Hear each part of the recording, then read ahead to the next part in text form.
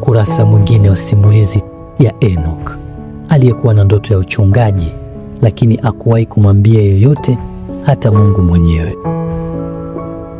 Baada ya mshirika wa biashara kumuuliza Enoch kwa nini hakuwa mchungaji, Enoch alianza kuelewa kwamba huenda Mungu alikuwa akifungua mlango aliyouomba kwa muda mrefu. Usiku huo Enoch alimweleza Ingrid kuhusu jambo hilo. Kesho yake Ingrid alifanya jambo ambalo lilimshangaza Enoch. Bwana, hatuwezi kuweka mipango yetu katika ukimya wa mapenzi yako. Tunaweza kwenda popote utakapotutuma, lakini tunakuomba utuongoze.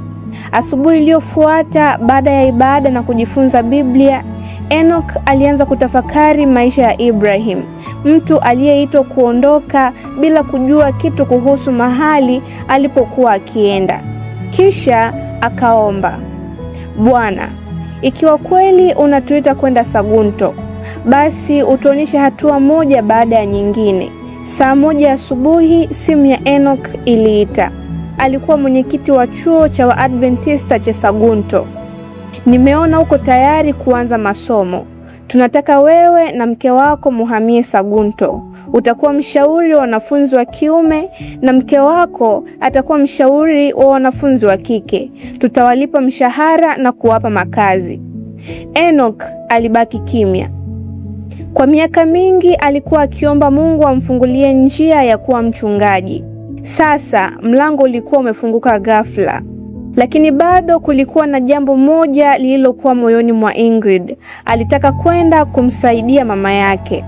Enoch na Ingrid wakaanza pamoja, wakimwomba Mungu awafundishe kama kweli huo ulikuwa mpango wake. Asubuhi iliyofuata, Ingrid alipokuwa akienda kazini, aliukumbuka ubao wa kuchezea Biblia ambayo yeye na Enoch waliutengeneza wakati wa uviko 19 na kuukabidhi kwa idara ya vijana ya kanisa la Adventista la Uhispania. Kisha akaomba akisema, ikiwa mkurugenzi wa vijana ambaye kwa muda mrefu hakuwa amewasiliana naye akimwambia lolote kuhusu mchezo huo, basi atachukulia kama ishara ya kuwa wanapaswa kwenda Sagunto. Muda mfupi baadaye ujumbe ukafika toka kwa mkurugenzi akisema hakukuwa na tatizo lolote kuhusu mchezo wa Biblia ambao yeye na Enoch walikuwa wameuanzisha na kuwasilisha kwao. Hapo hapo Ingrid akamwambia Enoch, tunaenda Sagunto. Enoch akamuuliza, nini kimetokea? Ingrid akajibu, nitakwambia nyumbani. Na siku hiyo Enoch na Ingrid walianza maisha mapya. Waliacha biashara yao Barcelona, waliacha maisha walioyazoea, wakaenda Sagunto. Enoch akaanza kusoma teolojia na kujiandaa na huduma ya uchungaji, huku Ingrid akifanya kazi katika shule ya Adventista. Watoto wao nao wakaanza kusoma katika shule hiyo hiyo. Baadaye walipokuwa wakitazama nyuma, wakikumbuka walikotoka, walitambua jambo moja kubwa: maisha yao hayakuwa yao kabisa. Mungu ndiye aliyekuwa akiongoza kila hatua.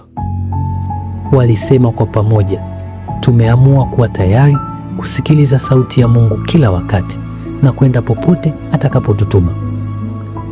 Wakati mwingine Mungu haonyeshi safari yote kwa mara moja, huonyesha hatua moja kisha nyingine, na tunapoitii hatua ya kwanza ndipo tunagundua kwamba kila kitu kilichotokea kabla yake, ikiwamo maombi, kusubiri, milango iliyofungwa na hata mambo yaliyotuvunja moyo, kilikuwa ni kutuandaa kwa ajili ya mlango ambao Mungu alikuwa bado hajaufungua. Enoch alifikiri alikuwa akiomba Mungu ampe ndoto ya kuwa mchungaji tu, lakini kumbe Mungu alikuwa akimwandaa kwa safari ambayo yeye mwenyewe hakuweza kuiona. Na huenda hata kwako leo mpendwa, kile unachokiita kuchelewa, Mungu anakitumia kukuandaa kwa mlango ambao ukifunguka utaelewa kwa nini hakuruhusu milango mingine ifunguke wakati ulipohitaji.